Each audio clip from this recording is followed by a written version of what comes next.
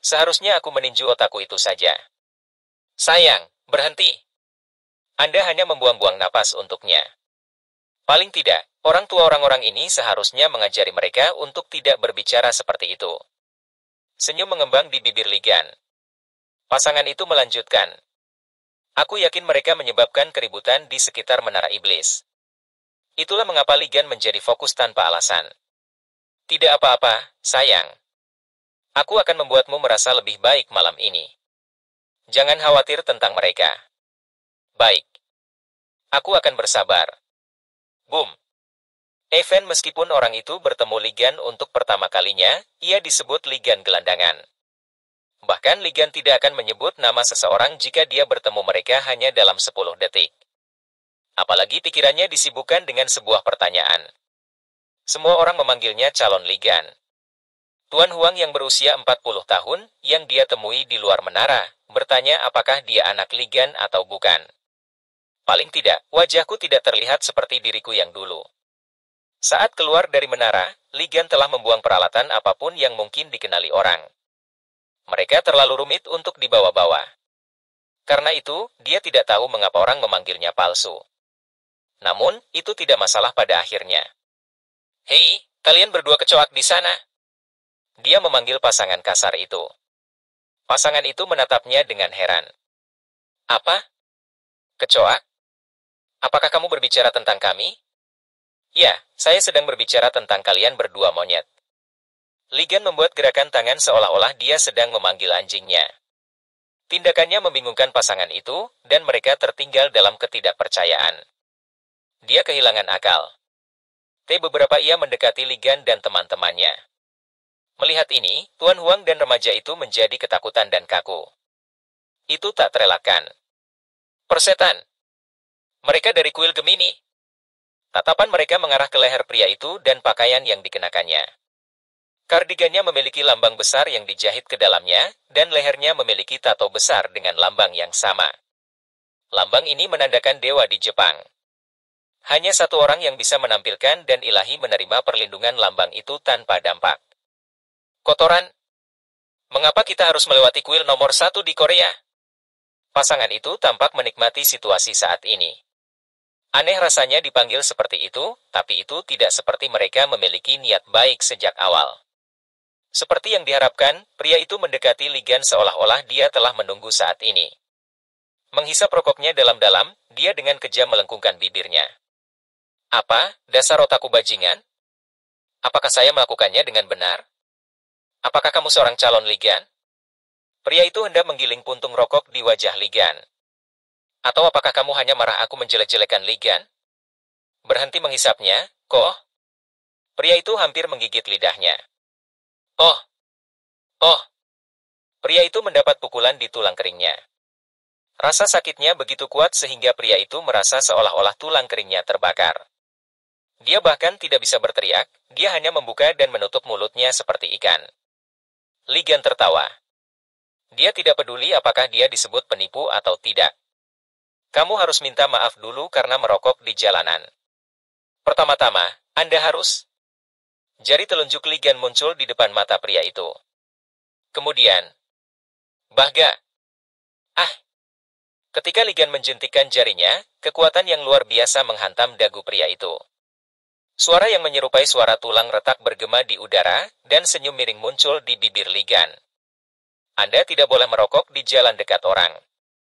Saat pria itu terbang mundur, rokoknya jatuh ke lantai. Mulut semua orang ternganga melihat tontonan itu. Remaja itu, yang akan membantu Ligan melarikan diri, menjadi pucat karena shock. Itu sudah diduga. Pria yang jatuh itu berasal dari kuil Gemini, yang dijunjung tinggi di seluruh dunia. Itulah mengapa adegan ini sangat sulit dipercaya. Keduanya adalah monster, dan mereka setidaknya peringkat A. Binatang buas besar, yang tidak bisa digerakkan bahkan dengan forklift, telah dikirim terbang dengan jentikan jari. Egan tidak peduli dengan reaksi orang-orang. Dia mengambil rokok yang telah dia buang dan dengan santai berjalan menuju pria yang jatuh itu. Kemudian, dia mencengkeram rambut pria itu dengan ganas. Katakan padaku. Haruskah wajah seseorang dijadikan asbak? Pria itu, yang kepalanya dalam genggaman Ligan, tidak bisa berkata apa-apa. Jari-jari Ligan seperti senjata mematikan, dan genggamannya di luar imajinasi. Terlebih lagi, ini seharusnya menjadi zona larangan bertarung di mana para dewa menekan kekuatan semua pengikut mereka. Dia seharusnya tidak bisa menggunakan kekuatan sebanyak ini. Tidak ada yang masuk akal bagi pria yang jatuh itu. Apa-apaan? Aku tidak bisa merasakan dewa yang dia ikuti, jadi dia seharusnya menjadi semut pekerja. Semut mengacu pada warga sipil biasa. Mereka harus membayar biaya perlindungan bulanan. Semut hanya ada di sana untuk membayar pajak kepada 12 zodiak dan kuil-kuil yang langsung di bawah kendali mereka. Karena itu, pria di depannya ini aneh. Kotoran? Apa yang sedang terjadi? Pria itu telah kalah di depan wanitanya sampai sekarang. Harga dirinya tidak akan memungkinkan dia untuk mundur. Lawannya jauh lebih kecil darinya dan tampak seperti anak sekolah menengah. Meskipun kekuatannya ditekan, itu tidak sepenuhnya hilang. Dia hanya memiliki setengahnya. Pria itu mencengkeram rahangnya yang patah saat dia mencoba untuk bangun. Kamu anak dari, Dia tidak bisa menyelesaikan kalimatnya, dia hampir muntah.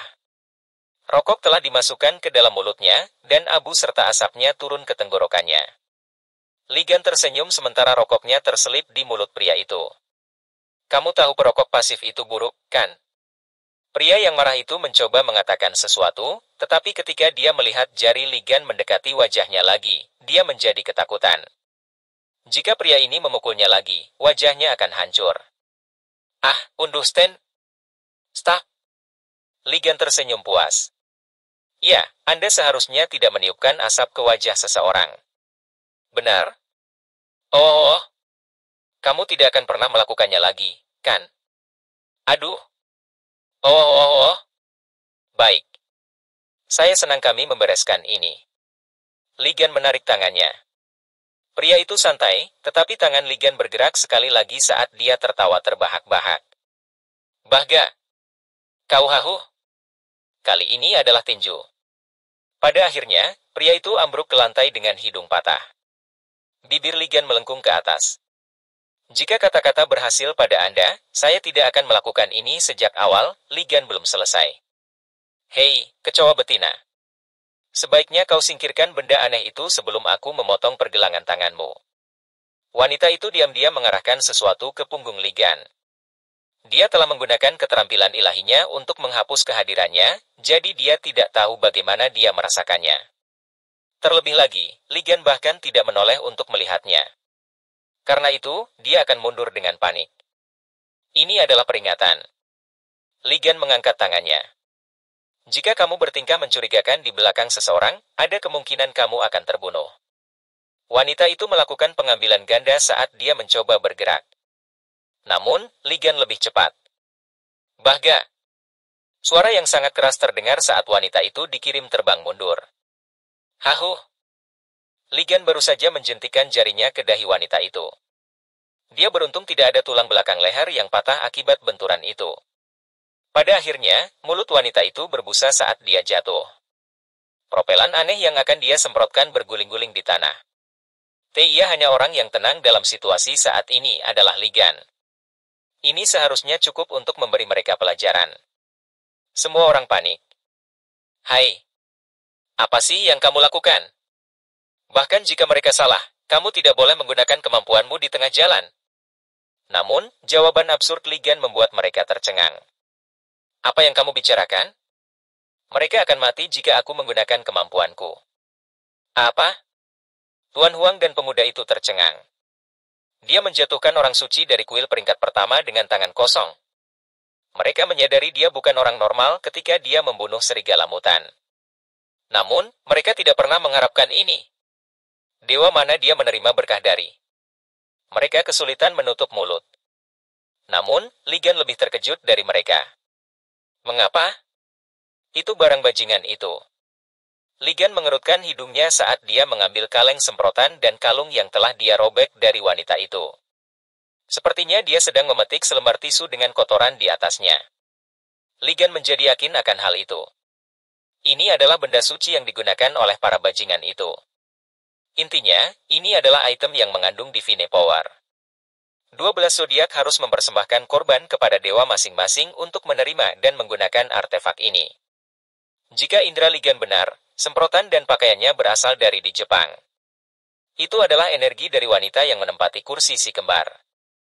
Bagaimana orang biasa bisa menggunakannya? Tidak, Ligan tahu bahwa wanita yang baru saja dia pukul bisa menggunakan energi magis, jadi dia bukan orang biasa. Itu belum semuanya. Dewa yang materialistis dan serakah, pemilik bulu domba emas, menikmati situasi ini.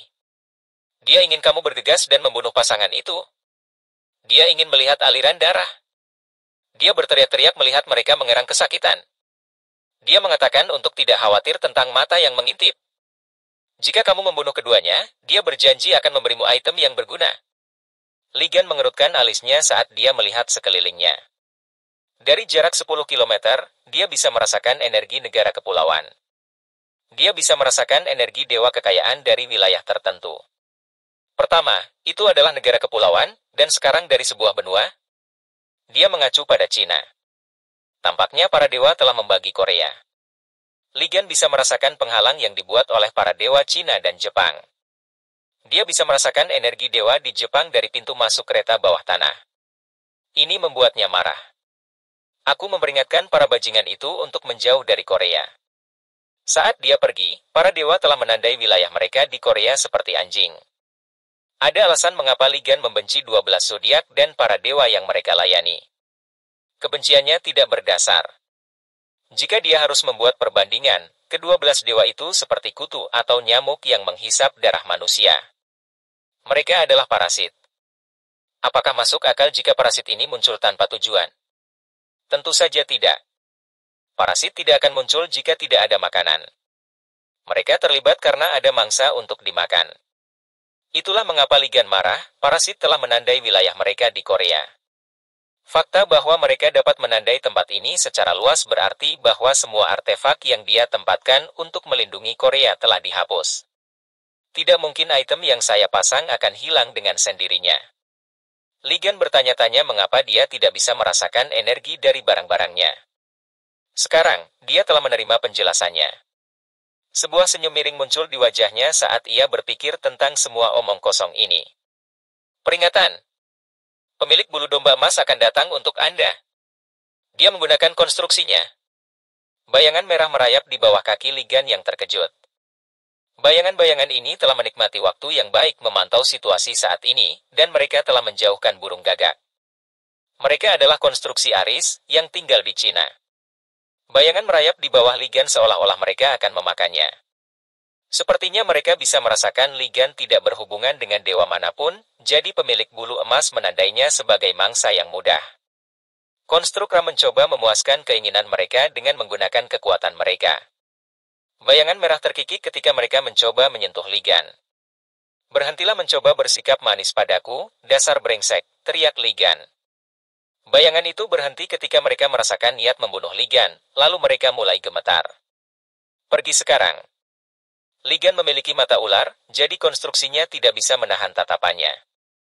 Mereka pergi. Ligan tersenyum atas kebodohan mereka. Mereka cukup banyak untuk mencium pantat para dewa, namun mereka berani menyerangku. Pada saat yang sama, penghalang di sekitar mereka jatuh. Tuan Huang dan pemuda itu, yang berdiri di kejauhan, melihat sekeliling dengan terkejut. Mengapa penghalang tiba-tiba jatuh? Tampaknya pemuda itu cukup berpengalaman dengan topik ini, dan dia tercengang dengan perkembangan ini. Konstruk yang bertanggung jawab atas penghalang telah menghilang. Apa-apaan? Kurasa tidak masalah jika para pemungut cukai itu pindah dari wilayah ini. Ini belum pernah terjadi sebelumnya. Kedua pria itu berbalik untuk melihat Ligan. Namun, Ligan mengabaikan mereka sambil berteriak, "Oh ya! Apa? Apakah ada yang salah?" tanya pemuda itu. Ligan dengan cepat mendekati mereka. "Hei, bocah. Lihat apa yang dipakai bajingan ini." Ketika Ligan menunjuk ke arah pakaian pria yang jatuh, Tuan Huang dan pria muda itu mengerang. Seolah-olah mereka akhirnya memahami sepenuhnya situasi mereka saat ini. "Kamu cepat menangkapnya." Itu benar.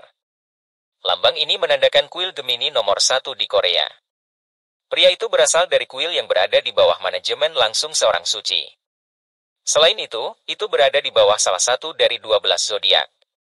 Kenapa harus kuil milik Jepang? Tidak. Saya tidak berbicara tentang itu, kata Ligan. Hah? Ini adalah merek desainer, kan? Dia bertanya. Pertanyaan itu mengejutkan Tuan Huang dan pemuda itu, tetapi mereka segera memeriksa pakaian dan aksesori pasangan yang jatuh itu. Baju, tas, dan sepatu mereka, semuanya Chanel dan Hermes. Astaga! Berapa nilainya? Bahkan pakaian dalam mereka adalah label desainer. Ligan bertanya, karena mereka tercakup dalam semua merek ini, itu berarti mereka kaya, kan? Apa? Tentu saja. Kuil Gemini dipenuhi orang-orang hebat dan anak-anak mereka.